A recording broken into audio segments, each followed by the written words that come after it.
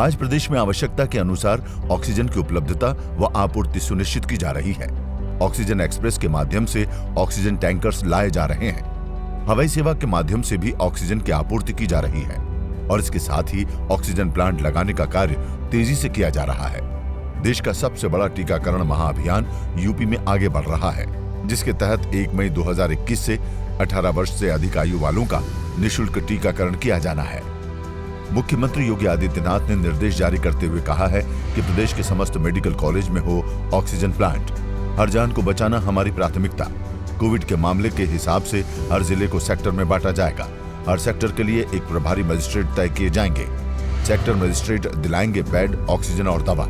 Home isolation में रह रहे कोविड मरीजों से संवाद की व्यवस्था सुनिश्चित करते हुए उन्हें मेडिकल किट्स उपलब्ध कराई जा रही है। प्रदेश में कोविड मरीजों के लिए L1 सुविधा से लैस 1.16 लाख तथा L2 और L3 के 65,000 बेड्स उपलब्ध हैं। कोविड संक्रमित सभी गंभीर मरीजों की देखभाल के लिए बेड्स उपलब्ध कराए जाएं। कोई भी निजी या सरकारी अस्पताल किसी कोविड मरीज के उपचार से इनकार नहीं कर सकता। यदि सरकारी अस्पताल में बेड्स की व्यवस्था न हो तो निजी अस्पतालों में बेड्स की व्यवस्था सुनिश्चित की जाए। यदि मरीज भुगतान में असमर्थ है तो इसकी व्यवस्था राज्य सरकार करेगी। नमस्कार, एक बार फिर आप सभी का बहुत स्वागत है हमारे खास कार्यक्रम क्या कहती है जनता में।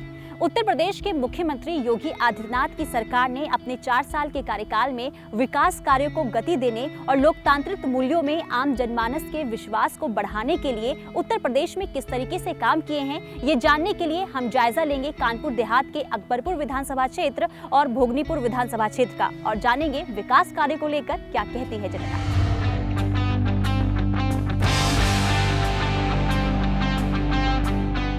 आइए जानते हैं कि अकबरपुर रनिया क्षेत्र में सुगम यातायात व्यवस्था का किस तरह आधार कर रहा है तैयार माती बस डिपो।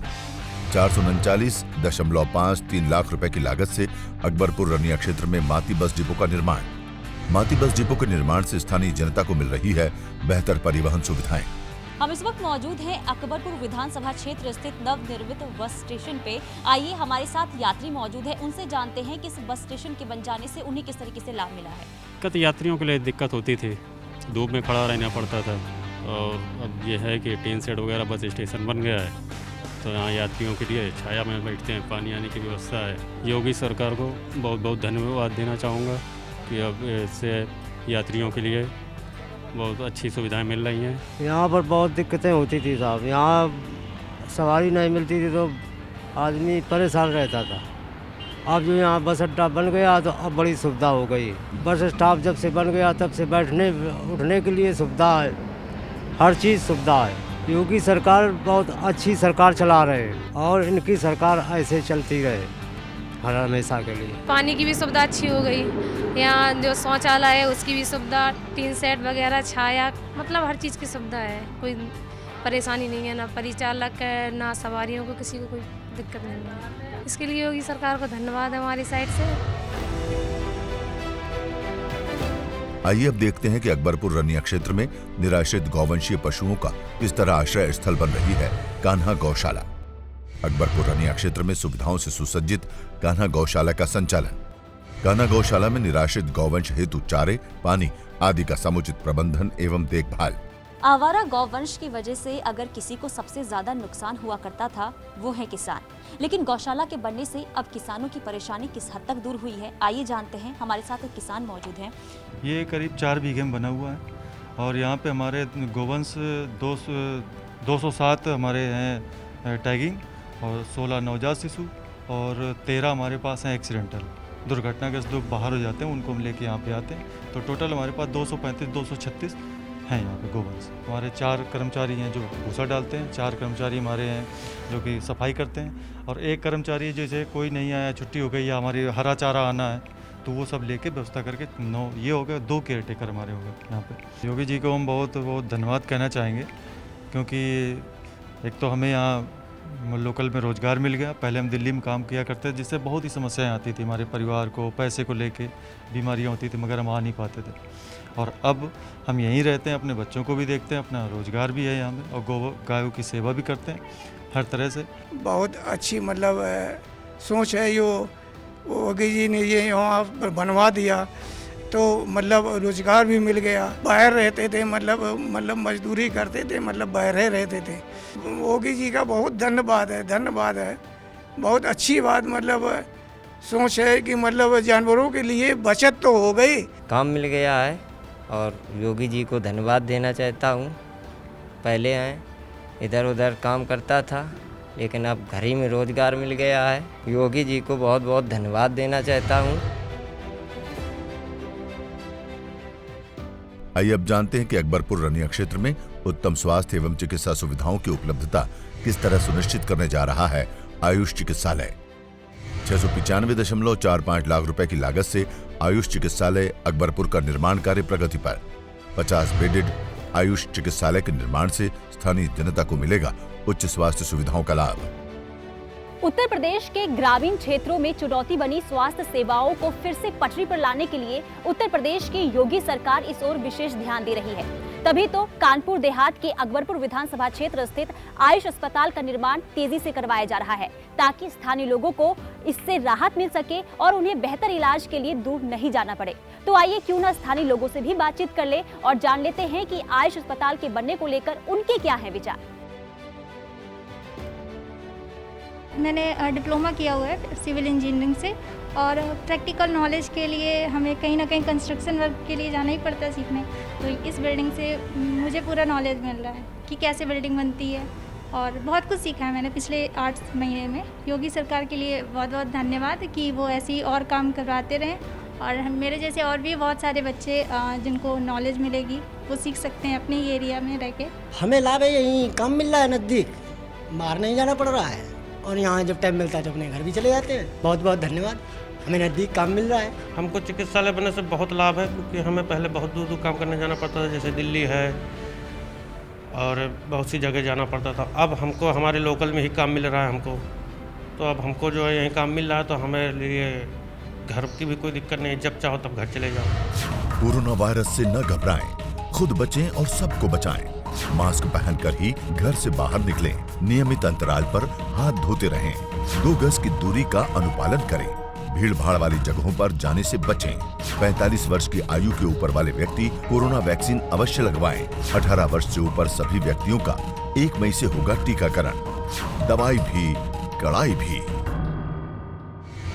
उत्तर प्रदेश के मुख्यमंत्री योगी आदित्यनाथ की सरकार ने बीते 4 साल में प्रदेश और जनता के हितों को ध्यान में रखते हुए कानपुर देहात के भोगनीपुर विधानसभा क्षेत्र में किस तत्परता के साथ काम किए हैं और जनता के जीवन स्तर को सुधारने के लिए इस क्षेत्र में क्या क्या कदम उठाए गए हैं, ये जानने के लिए आइए जनता के बीच चलते हैं और जानते हैं विकास कार्य को लेकर क्या कहती है जनता।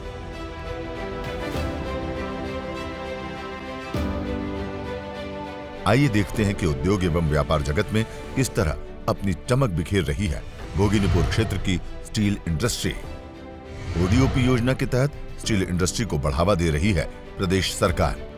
1.87 करोड़ रुपए के लोन से स्टील इंडस्ट्री में उत्पादन व रोजगार में हुई वृद्धि। प्रदेश एमएसएमई सेक्टर को उभारने में काफी लंबी छलांग हमने लगाई और इसमें व्यापक पैमाने में रोजगार सृजन में भी हमें मदद मिली। स्वाभाविक रूप से अगर हर नागरिक के हाथ को काम मिलेगा, उसके हाथ में रोजगार होगा, तो हम अनुमान कर सकते हैं कि यह रोजगार उसकी आय की वृद्धि में भी सहायक होगा। मुझे प्रसन्नता है कि 1947 से लेकर के 2017 तक इन 70 वर्षों में उत्तर प्रदेश की प्रति व्यक्ति आय कुल 47,000 रुपये तक पहुंच पाई थी, और 2017 से 2020-21 के बीच में हम इसे 95,000 तक पहुंचाने में सफलता प्राप्त हुई है। ये जो ग्रोथ है, ये उत्तर प्रदेश की वर्तमान स्पीड को बताता है। उत्तर प्रदेश में लघु और मध्यम उद्योगों को बढ़ावा देने के लिए और स्वरोजगार को प्रोत्साहन देने के लिए उत्तर प्रदेश के मुख्यमंत्री योगी आदित्यनाथ सरकार के द्वारा 1 डिस्ट्रिक्ट 1 प्रोजेक्ट योजना चलाई जा रही है, ताकि इस योजना के तहत स्थानीय उत्पादन को देश दुनिया तक पहचान मिल सके और साथ ही साथ बढ़ावा मिल सके। तो क्या कानपुर देहात के भोगनीपुर विधानसभा क्षेत्र स्थित मेसर्स राघव इंडस्ट्री को 1 डिस्ट्रिक्ट 1 प्रोडक्ट योजना के तहत जो सहायता मिली है, क्या इससे उनके उद्योग को बढ़ावा मिला है? आइए करते हैं बातचीत और जानते हैं इसकी हकीकत।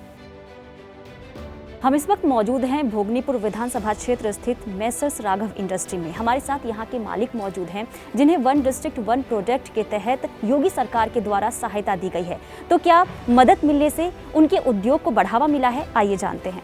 ODOP के अंतर्गत ये कानपुर देहात में ODOP में बर्तन उद्योग चुना गया है, जिसमें सरकार द्वारा हमें लोन दिया गया है और लोन के बाद हमको 18,70,000 रुपए का अनुदान भी सरकार द्वारा दिया गया है, जिससे कि हमारे उद्योग को बहुत लाभ मिला है। अन्य प्रदेशों में चूंकि लॉकडाउन की वजह से काफ़ी काम में बाधा थी, लेकिन उत्तर प्रदेश में कोई बाधा नहीं थी, जिससे हमारा उद्योग लगातार चलता रहा और श्रमिकों को लगातार काम मिलता रहा। हम योगी सरकार को बहुत धन्यवाद देना चाहेंगे कि उन्होंने बहुत अच्छा यहाँ माहौल पैदा किया। 24 घंटे हम लोगों को उद्योगों को बिजली मिलती है और बहुत प्रशासन भी बहुत सहयोग करता है। जिस योगी सरकार जी द्वारा जिस समय हमारा लॉकडाउन पिछली साल से लगा हुआ है, तो हम लोगों जितने हमारे कर्मचारी हैं, हम सारे कर्मचारियों को रोज़गार मिलता रहा। इसके पहले ये हमारी इंडस्ट्रीज नहीं थी, इसके पहले हम लोग बाहर जाते थे कर्मचारी हमारे यहाँ के। जिस समय जब हमारी राघव इंडस्ट्री यहाँ चालू हुई है, उससे हम लोगों को हमारे लोकल के कर्मचारियों बाहरी कर्मचारी हैं हमारे बहुत दूर दूर कर्मचारी हमारे कंपनी में काम करते हैं। उनको योगी सरकार जी द्वारा सहायता मिली है और बड़ा योगदान मिला इस फैक्ट्री को, और उस सरकार का मैं बहुत बहुत धन्यवाद देता हूँ योगी सरकार जी को। और हमारे सारे कर्मचारी बहुत खुश हैं। जब से यह लॉकडाउन के पीरियड में जो है कंपनियां बंद हो गई, लेकिन हमें जो है यहाँ पर रोज़गार प्राप्त हुआ और योगी सरकार द्वारा सहायता जो प्राप्त हुई, इसमें हमारी कंपनी भी डेवलप हुई, जिस कारण से हम लोग बाहर नहीं जाकर यहीं पे हम लोगों ने रोज़गार के ऑफ़र मिले। और हमारे यहाँ कई एक वर्कर हैं जो कार्यरत हैं यहाँ पर और बराबर कार्य कर रहे हैं।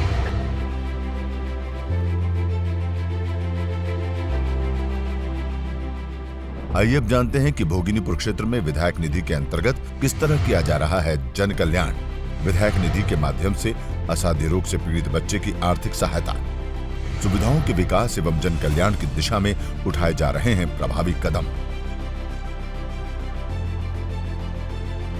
उत्तर प्रदेश के मुख्यमंत्री योगी आदित्यनाथ की सरकार आर्थिक रूप से कमजोर व्यक्ति और गंभीर बीमारी से पीड़ित लोगों की मदद किस तरीके से कर रही है, इसका अंदाजा आप इसी से लगा सकते हैं कि बीते 4 साल में प्रदेश सरकार ने सीएम विवेकाधीन फंड से 1000 करोड़ रुपए खर्च सिर्फ इलाज में किए हैं। जी हाँ, और इसकी एक हकीकत हमें देखने को मिली कानपुर देहात के भोगनीपुर विधानसभा क्षेत्र में। हम इस वक्त मौजूद हैं एक ऐसे परिवार के बीच जो आर्थिक रूप से कमजोर है। अब जब इस परिवार में 2 साल के बच्चे का असाध्य रोग से पीड़ित होने का पता चला, तो किस तरीके से योगी सरकार उनकी मदद को आगे आई है, आइए बातचीत करते हैं और पूरी कहानी जानते हैं। सर, जब हम डॉक्टर के पास गए तो उन्होंने एक एस्टीमेट बनाया था और बोला कि इसका पैरा ऑपरेशन करा के सही होगा। तो हमने पूछा सर कम खर्चा कितना आ जाएगा? बोले अभी तो कुछ नहीं बता सकते, लेकिन समथिंग 2-2.5 की लमसम आएगा। मैं तो परेशान था कि इतना पैसा कहाँ से लाऊंगा। तो हमारे गांव के एक चाचा हैं, उन्होंने हमसे बताया कि मुख्यमंत्री के उससे हम कुछ वो एक योजना उससे करा देंगे तुम्हारा। तो हमने उनसे मिले तो वो बोले कि आप विधायक जी से मिलिए, वो सहायता करेंगे और वो तुम्हें सही जानकारी भी देंगे। तो सर हम विधायक जी से मिले, फिर उन्होंने हमारी सहायता भी की और फार्म भी भराया, तब जाके हमें पैसा मिला। सरकार भी अच्छी है, गरीब आदमी की सहायता भी करती है और मैं आभारी रहूँगा माननीय मुख्यमंत्री जी का, आदित्य योगीनाथ जी का। उत्तर प्रदेश आज विकास के नए आयाम स्थापित कर रहा है और इसके पीछे की वजह है मुख्यमंत्री योगी आदित्यनाथ का दृढ़ संकल्प। क्या कहती है जनता कार्यक्रम में आज के लिए फिलहाल इतना ही। हम फिर लौटेंगे नए एपिसोड के साथ और सामने रखेंगे उत्तर प्रदेश के बदलाव की नई और सच्ची तस्वीर।